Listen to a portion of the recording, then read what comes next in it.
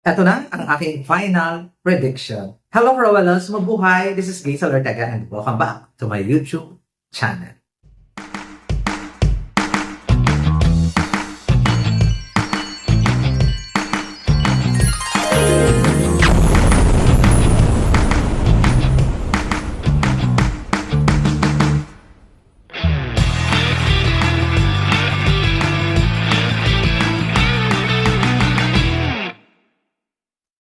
Hello! Kamusta po kayong lahat? Good morning, good afternoon, good evening. Anong mga oras kayo nanonood sa akin ngayon? Maraming pong salamat. At syempre, ngayon na ako maglalabas ng aking final prediction. Syempre, hindi ko to isahin mula top 30 hanggang top 1. Nakakaloka. Ang dami-dami. So ngayon, ibibigay ko na sa inyo ang aking number 20 to number 30. May number 30 sa aking listahan, New Zealand. May number 29, Great Britain. Number 28, Italy.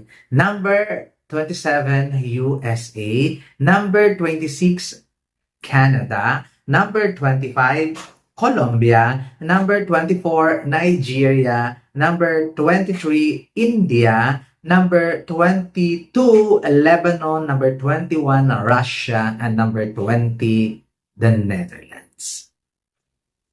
At ito naman guys, ang aking number 13 to number 20, possible spoiler to sa top 12 na gaganapin ha. Baka umabot ito ng 12 din. May number 20 sa aking listahan, Netherlands nga. Number 19, Ecuador. Possible spoiler. Number 18, Botswana. Number 17, Russia.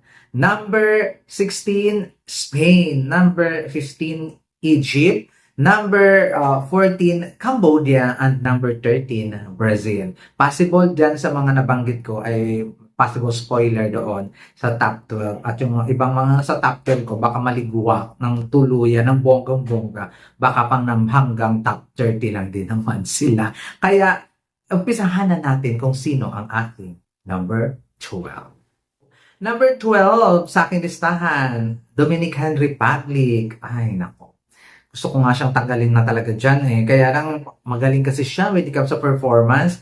Ewan ko kung anong desisyon, pero ito talaga si Dominican Republic is 100, talaga, candidate po talaga for El Tucuyo, itong si DR. So, pero still, naniniwala pa rin ako sa kanyang performance at saka sa kanyang ability na mag-compete dito sa Miss Universe. Kaya nilagay ko pa rin siya sa aking number 12. Number 11 sa aking listahan. Oh my God, dati nasa top 5 ko to. But ngayon, number 11 na lang siya. Puerto Rico. Sabi ko nga sa inyo, ayaw ko taglaga ng mga nanay sa top 5. Promise. Kahit gaano pa sila kaganda, kahit gaano pa sila kagaling, kahit gaano pa sila kabongga, ayaw ko talaga ng nanay sa top 5. Puerto Rico at number 11.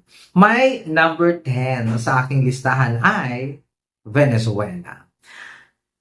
Same ng same ng ano pa tawag dito, same ng reason ko kung bakit nilagay ko lang siya sa number 10. Ayoko talaga sila sa top 5. Kung performance ang labanan, itong tatlo na to, Venezuela, Puerto Rico, and Dominican Republic, top notch pang top 5. No comment. Kung performance lang ang labanan. Yung beauty na ino-offer ni Dominican Republic at saka ni Puerto Rico, pang top 5 din. Pero, dahil may mga problema ako sa kanila, nilagay ko lang din sila sa 10, 11, and 12. Okay, may number 9 sa aking listahan, Zimbabwe. Sa Zimbabwe, maganda yung mga eksena, ang ganda ng long gown, ang ganda ng mga kabog, ang mga ganda ng credential, galing Miss Earth, galing supranational, pero hindi ko siya nakikitaan na top 5 material, hindi ko siya rin nakikitaan ng Miss Universe material. Sabi nila maganda, pero sa akin sakto lang. Mas maraming magagandang black kaysa sa kanya. Talagang veterana lang talaga siya. At grabe yung experience. Kaya nilagay ko siya sa aking number 9. My number 8 sa aking listahan, host country, Mexico. To be honest, maraming hindi na betan siya, hindi nagaganda sa kanya, yung aura niya, hindi bongga, pero ako gusto ko siya, hindi ko alam.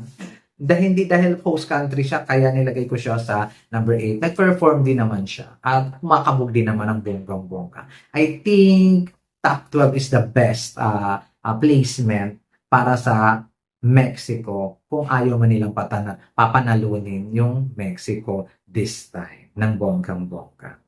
My number 7 sa aking listahan, Finland. Bumaba siya ng bonggang-bongga. I don't know, hindi rin siya nagbigay ng magandang performance sa preliminary competition. I don't like her national costume and even evening gown. Basta hindi siya nag-shine. Pero the credential is amazing. Maganda din ang kanyang mga OOTD. Doon na lang ako nagbe-base. Tapos matunog talaga yung pangalan niya. Kaya ipapasok ko talaga si Finland sa number 7. My number 6 sa aking listahan, Thailand. 'Di ba? Binaba ko na siya kasi wala ko nakita sa prelims. Hindi rin bongga ang kanyang natkos, swimsuit, okay yung kanyang gown.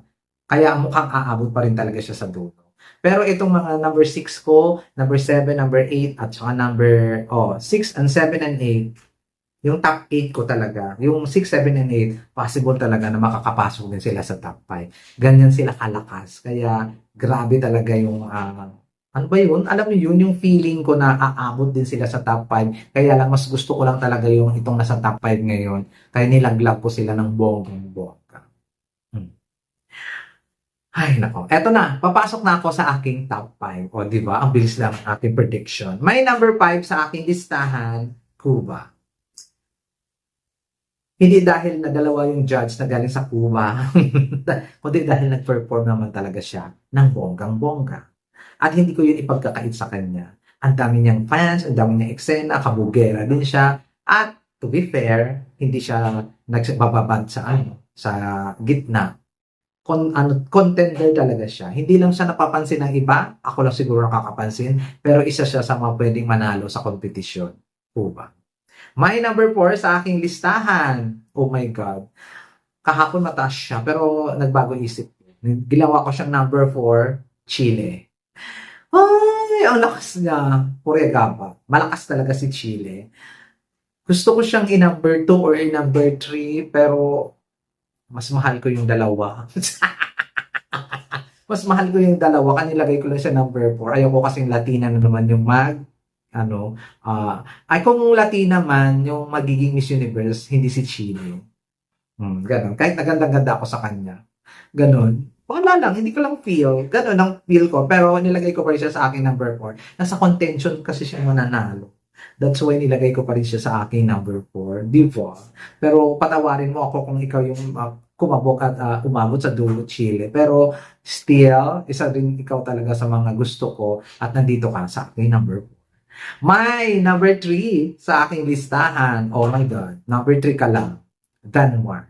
Sa lahat ng European candidates, si Denmark talagang pasamo. Si Denmark yung gusto ko. Si Denmark yung aurang Miss Universe. Si Denmark yung pangabo, panglaban sa mga winner ng ibang pageant. Si Denmark yun. Blandina. Kailan ba huling Blandina? Si Demi Lee ba Blandina? Parang ang tagal ng Blandina. Mga 2004 pa yata. Di ba? 2020. 20 years ago pa ang huling Blandina.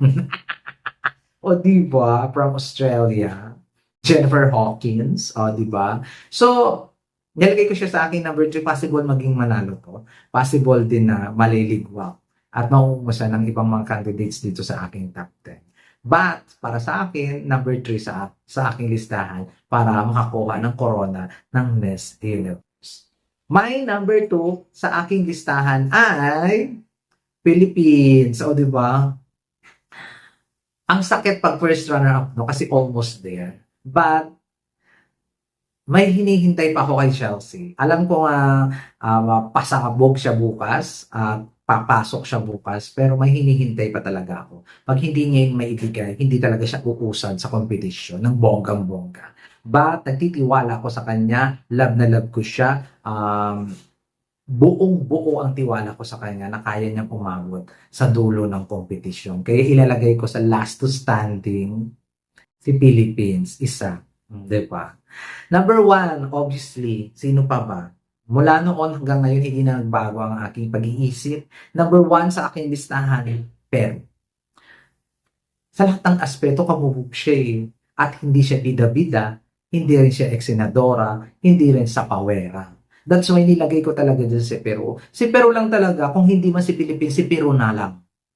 Kung gusto nilang ibalik sa Latin country ang winner, si Peru na lang. Pero kung lilihis sila, it's gonna be Philippines or Denmark. Kayo guys, sino ang inyong Miss Universe 2024? I-comment down below lang ninyo. Isa lang ha, isa lang. Walang pwedeng magdalawa. Isa lang ang pwedeng mag-Miss Universe 2024. I-comment down below ninyo yan. Tapos malay mo, tupakin ako, magbibigay ako ng mga pa-ayuda din at magbibigay ako ng prizes sa kung sino ang makahula sa Miss Universe 2024. Kagaya ng mga nakaraan nating mga vlogs sa Miss Universe. Bibigay ako ng prizes. Di ba? At syempre, magka-cutting din tayo. Kaya kung gusto niyong humula, isa lang i-comment ninyo, bansa lang. Okay? Isa lang ang i-comment at magbibigay talaga ako ng bonggang-bonggang prizes para sa mananalo at makahula ng magiging winner at magiging pasabog at magiging alam nyo na. Di ba? Hindi ko muna i-reveal kung magkano ang mapapanalunan, but comment kayo dyan sa comment section ng isang comment. Walang ibang comment, isang comment lang kung sino ang gusto ninyong manalo ng Miss Universe 2024. Ayun guys, maraming salamat and hopefully na-enjoy ninyo and thank you so much sa lahat ng sumusubaybay sa aking mga vlogs and mga lives. Maraming thank you sa inyo and yan ang aking final prediction. This has been Gazel Ortega. Paalam!